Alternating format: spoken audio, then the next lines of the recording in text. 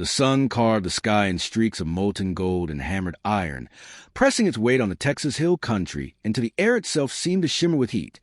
Cicadas screamed from the twisted branches of mesquite trees, a shrill chorus of endurance, while the land beneath their song cracked and sighed, waiting for rain that wouldn't come. Across the scorched prairie, motion stirred. A lone woman, belly round with child, swung a mallet against a fence post with hands wrapped in linen and stubbornness, hands that should have been shelling peas or folding linens, but instead gripped weathered wood and bleeding wire. Abigail Monroe, 6 months gone and shaped like 7, wiped the sweat from her brow with the back of her wrist, smearing dust across her temple as she crouched over a rotted post and reached for coiled barbed wire with fingers that had known both lullabies and graves. A barb caught her palm and sliced it open, but she only hissed through clenched teeth and kept going. From the east came hoofbeats, slow, deliberate, a sound not born of urgency but something heavier, and a man crested the path near her boundary, tipping his hat against the light, his voice grinding low as gravel in a dry throat. "Well, I'll be damned," he said, his smirk flickering in the heat haze. "Your husband must be tinning in his grave, seeing you out here like that." Abigail straightened, blood trailing from her wrist, and met his leer with a glare hard enough to stop cattle. "My husband is in the grave," she answered, steel in every syllable, "and I'm the only one left to finish what he started."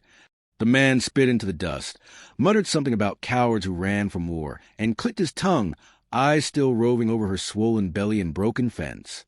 "Ain't a world made for women alone, darling," he said before turning his horse and riding off, slow enough to sting, and when his shadow disappeared behind a ridge, Abigail turned back to the task, chest burning with heat or rage or something she didn't have time to name.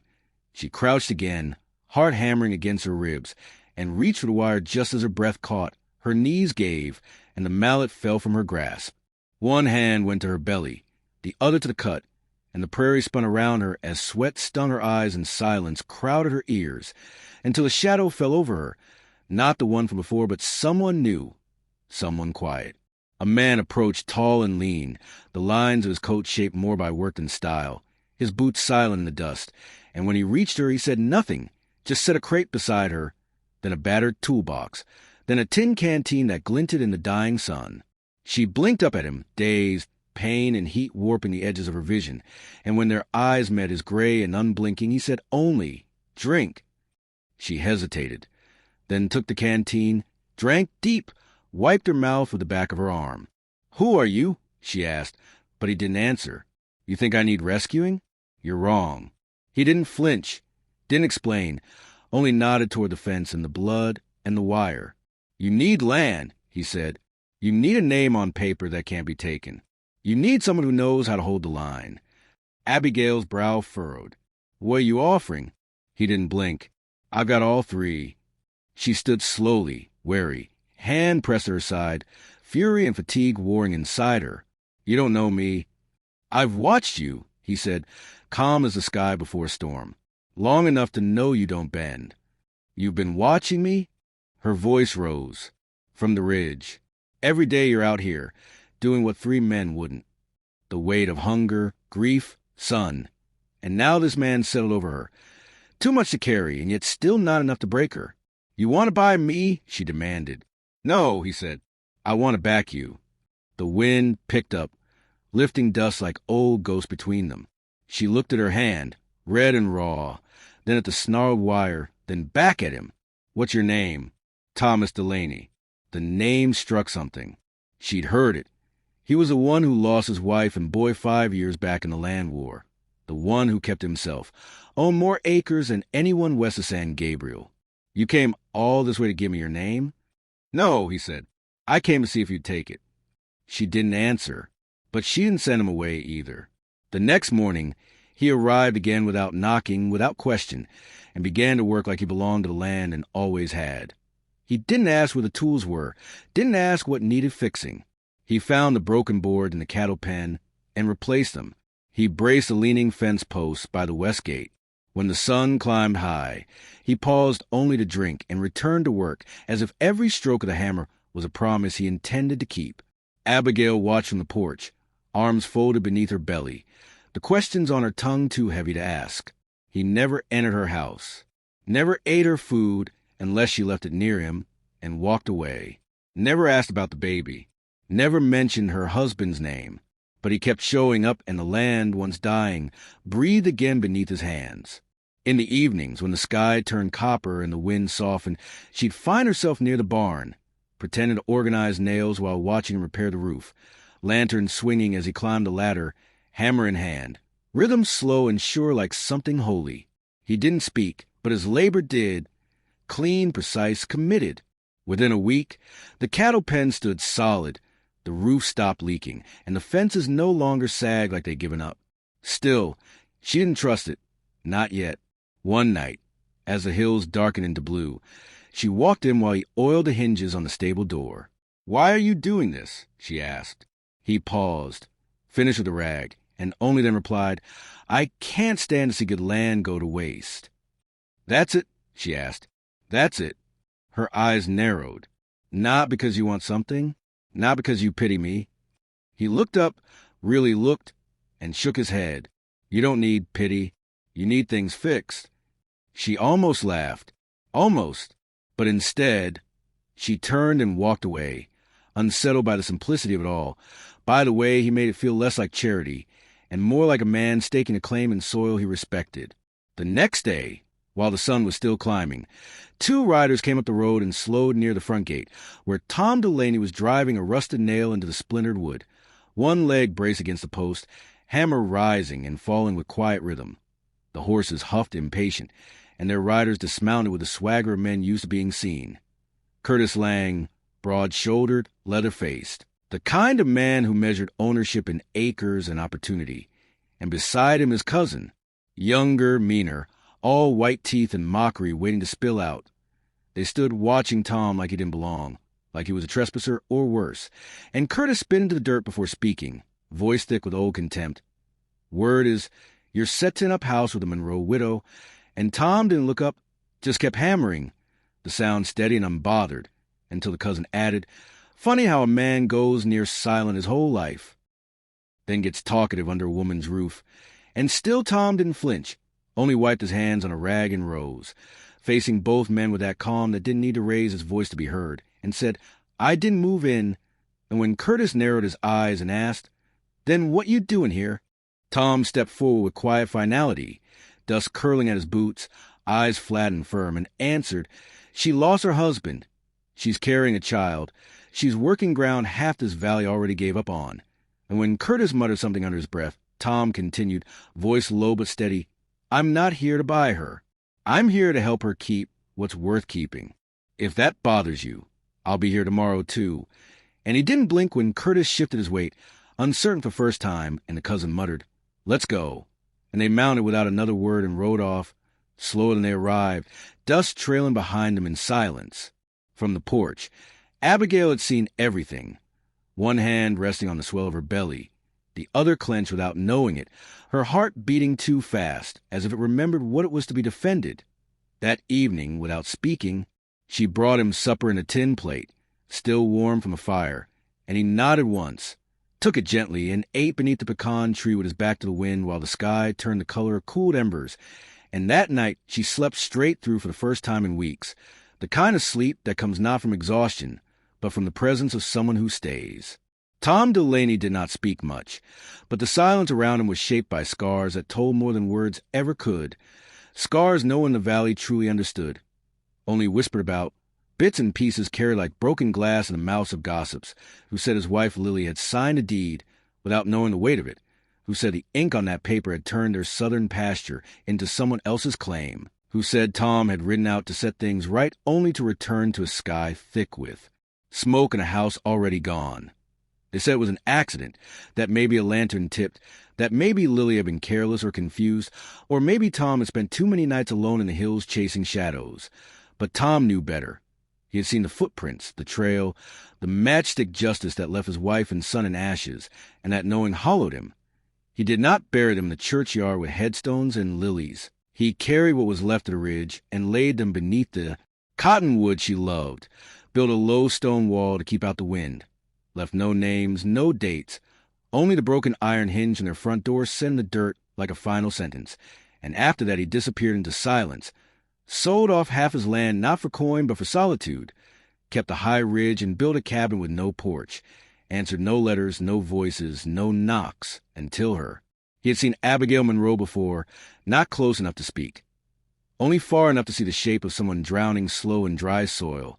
Someone swinging hammers with shaking hands and twisting wire with fingers that bled through cloth. And at first he told himself she was just another widow clinging to a husband's land like it still carried meaning. Another soul trying to plant hope in dirt that no longer gave. But the day he saw her doubled over, belly full, hands raw, face set like stone, beneath the weight of the sun, something old and bitter inside him cracked because Lily had done the same, had tried to fight for a fence line, had signed her name for peace and paid for it with fire, and Tom had sworn he'd never stand on that kind of ground again, not with blood still under his nails. But he came down from the ridge, brought his tools, and watched Abigail drive stakes in the land that tried to spit them back out. Watched her lift what should have been lifted by two strong men and do it without complaint. And he knew then that he wasn't there to save her. He was there because the world had failed too many women like her. And if he still had air in his lungs and muscle in his arms, he'd do what someone should have done long ago, stand with her. He never told her any of this. There was no point. But every board he replaced, every post he braced, every nail he sank was part penance, part prayer, part promise that something might hold this time, might not fall, might not burn. Abigail never asked what had carved the silence into his bones, and Tom never offered it. But sometimes at dusk, when the last light slipped behind a ridge and the wind stirred the grass like ghosts brushing past, he would sit beneath the oak behind the barn, hand resting on the worn leather hilt of a knife he never unsheathed, eyes fixed westward toward graves unmarked and a fire no one else remembered, and in that quiet, something in him healed, not all of it, but enough to stay. The first time Abigail set a second plate at the table, she didn't say a word. She just poured stew into a cracked blue bowl, set across from her own, and sat down, her back straight, eyes on the bread she sliced. Tom stood at the door for a long breath, hat in hand, collar dusted with the day, boots heavy with work, and then, as if the house itself had given him permission, he stepped inside, slow, deliberate, careful not to let the floor creak too loudly, and took his place across from her, eating without rush, without comment, as crickets hummed through the window screen and the wind whispered beneath the eaves. And the silence between them was not the kind that filled up a room, but the kind that softened it, made it whole, like a wound finally scabbing over, tender and still aching, but closed. When they finished eating, Tom rose, gathered both bowls, and washed them without being asked, his movements unhurried, the dishwater catching glints of lantern light as it rippled in the basin. From the doorway, Abigail leaned against the frame, one hand resting low on the curve of her belly, the other pressing lightly against the wood, as if she needed something to anchor her, her voice soft but edged with amusement. "You always as quiet when someone feeds you." And he glanced over his shoulder, expression unreadable but not unkind. "I speak when there's something worth saying," he replied, and she tilted her head, a half-smile playing at her mouth. "That's so." He nodded, dried his hands with a rag, and without another word stepped past her into night, the screen door easing shut behind him with a quiet creak that sounded less like leaving and more like staying close. She stood there a moment longer, watching the place where he had gone, the dark porch lit faintly by the moon's silver touch, and then she sighed, turned down the lamp, and let the quiet fill in the space he left behind. But later, long after the night had settled and the house held its breath, pain stirred her awake. Not sharp and screaming, just a slow, heavy ache that curled around her lower back and tightened like the pull of the tide, and she sat up carefully, bracing herself against the wall with one hand, the other pressed protectively over her belly, heartbeat picking up in rhythm with something unspoken. A sound outside, soft, deliberate, not danger but not silence either, pulled her from the bed, and she wrapped her shawl around her shoulders and made her way to the front door, boards creaking beneath her as she opened it with care. On the porch, Tom sat at the edge, elbows resting on his knees, his knife in one hand, and across his lap lay a length of cedar shaved down to a sliver, curls would tumbling like feathered smoke into the dirt at his feet. She stepped closer, voice low. "What are you doing?" And he didn't startle, didn't look up, only said, "Making something." She eased herself down beside him, the motion slow and reluctant as her back fought it, and he glanced briefly at her belly. "You all right?" "Just sore," she whispered. Comes and goes. Without speaking, he handed her the carved bit of wood. Letters etched into it, not a name, not fully, but a beginning, J. Monroe Delaney. Her fingers brushed the grooves, traced them like they meant something holy. You picked a name? She asked. I thought maybe you had. He said, I hadn't. His eyes lifted toward the dark fields beyond the fence line, toward the cattle resting in their hush, and the stars stretched like stitches across the sky. I could write you into the land deed, he said suddenly, as my wife. She blinked, caught between ache and confusion. You want to marry me? I want your name on the paper, so no one else can come take this place, he said. Not Lang, not the bank, not the law. He gripped the cedar carving a little tighter, not with threat, but with purpose. You don't need to marry me to be decent, Tom. His jaw worked once, then stilled. I know, but I need a reason to stay. I've wandered too long with none. She looked at him, really looked, at the rough lines time and fire had drawn across his face, at the way his hand still held the knife loosely but always ready, at the weight he wore like a second skin, and the quiet he lived inside like it was the only place that hadn't collapsed, and she whispered, and if I said no? He didn't hesitate. I'd keep helping, as long as you'd let me. She laughed, breath catching somewhere between disbelief and something that might one day soften into trust. That's not much a proposal. I'm not much a man for grand things. Silence followed, but now it pulsed between them like the hush before something brave blooms, and she leaned into his shoulder, resting there with a sigh she didn't mean to let out. I'm not marrying you because I'm afraid, she said, or because I'm weak. I wouldn't want you to, he replied, and she turned the carved wood in her fingers again, feeling its shape, its truth, then tucked it into the pocket of her nightdress. Then come morning, she said softly, we'll go sign what needs signing. Tom didn't speak, but he reached out and took her hand, held it in both of his, rough, warm, certain, and for a moment the porch, the house, the land itself seemed to exhale around them, as if they'd pressed pause on a world that hadn't offered mercy in a long while. The grass rustled in the wind, and somewhere far off, a coyote called into the night, and for the first time, the land didn't feel quite so empty. The papers were signed with no ceremony, no preacher, no ring, just ink and silence and the tired shuffle of boots on the wooden floor of the county clerk's office. The man behind the desk didn't even glance up, just grunted, stamped the deed, muttering something about property consolidation and tax filings, and pushed the paper forward. But to Abigail, the moment rang louder than any chapel bell. Not in the way people talked about marriage shifting the world, but deeper, simpler, like the hand you didn't know you needed brace at your back just before the wind picked up. And for the first time, she felt like the line in the dirt might hold. They rode home without speaking. The sun sat high overhead like judgment, and the wind kicked up dry and hard across the road, flinging dust to the wagon slats. Abigail clutched the folded deed in her lap, like it might vanish if she loosened her grip, like the ink might fade if she blinked too long. Beside her, Tom sat steady, reins loose as fingers, watching the road ahead but always aware of her, the way her shoulders held tension, the way her thumb rubbed over the paper without realizing. The rumors reached the ranch before they did. By the next market day, folks were already talking, whispering that she had sold herself to man on the ridge, that Delaney had finally taken a wife and it hadn't cost him a ring, just a busted fence and a few pails of water. At the mercantile, the glances lingered too long. At the feed store, the chuckles came too soft to challenge, but too loud to ignore. At the well, where women gathered to draw water and let words sharpen on their tongues, they said the water on Abigail's land always tasted off anyway. She said nothing.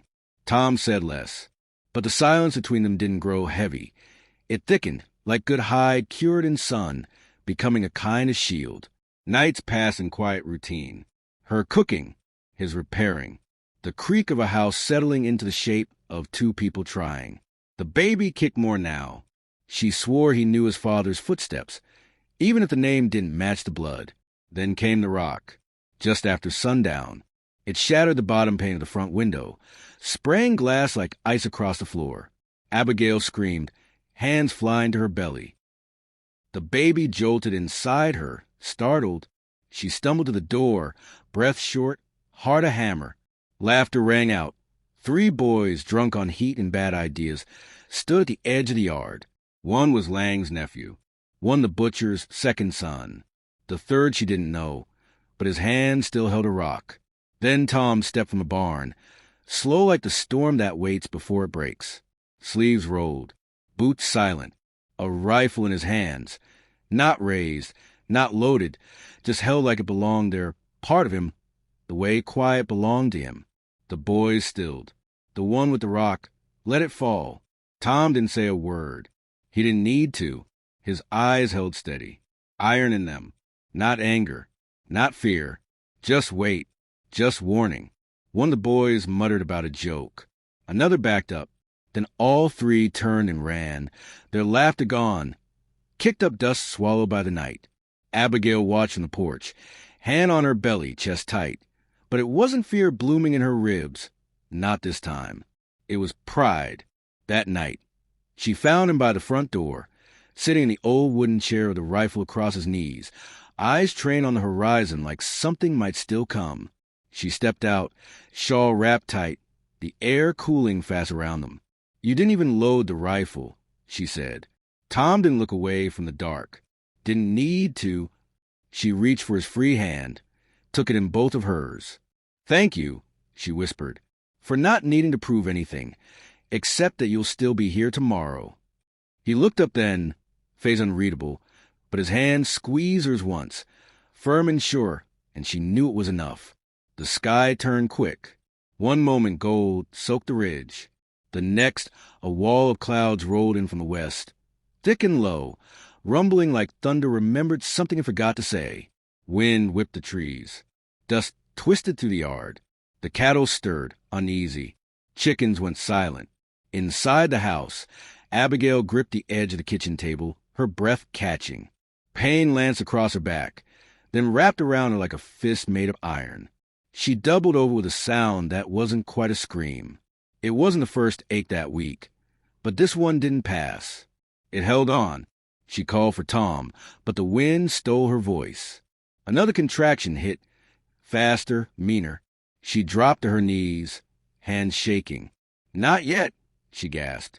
Too soon. It's too soon. Lightning cracked the sky.